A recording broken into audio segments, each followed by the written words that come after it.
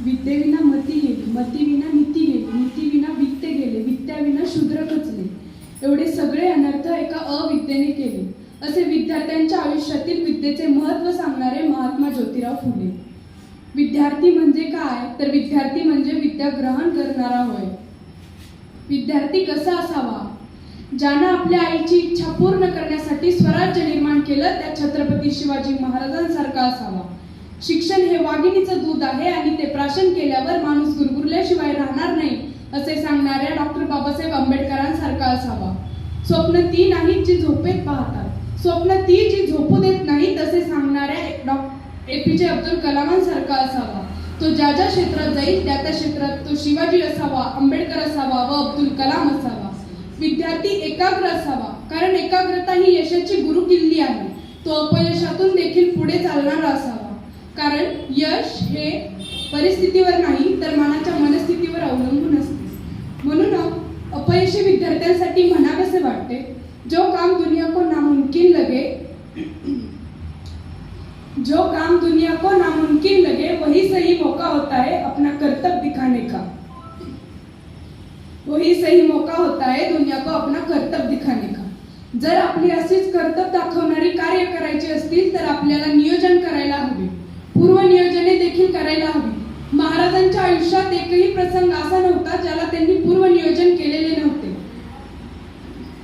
महाराजांच्या राज्याभिषेकाच्या वेळी महाराजांनी रायगडाला हत्तीवरून फेऱ्या घातल्या होत्या.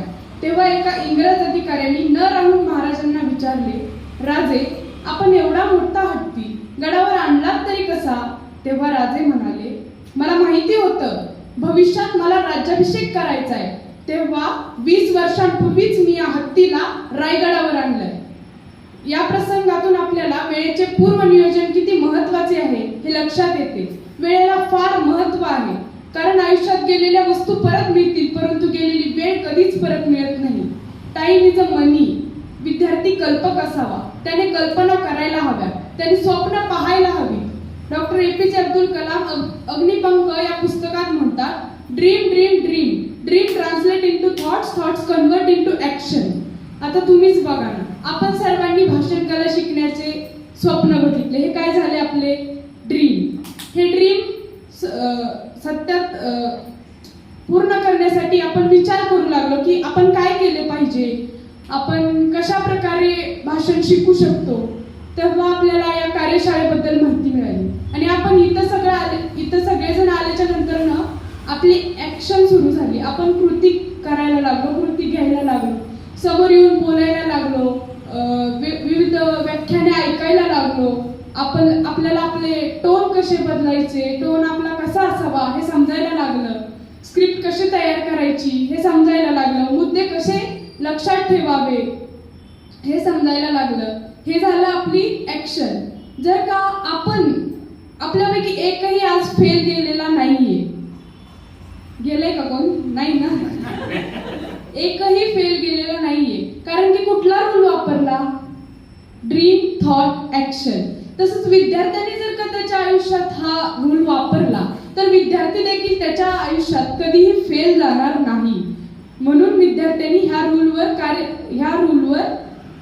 कार्य करायला हवे. विद्यार्थी नम्र असावा, कारण तो जर नम्र असेल तरच तो त्यांनी आपल्या आई वडिलांनी दिलेले आणि शिक्षकांनी दिलेले ज्ञान संकलित करू शकतो.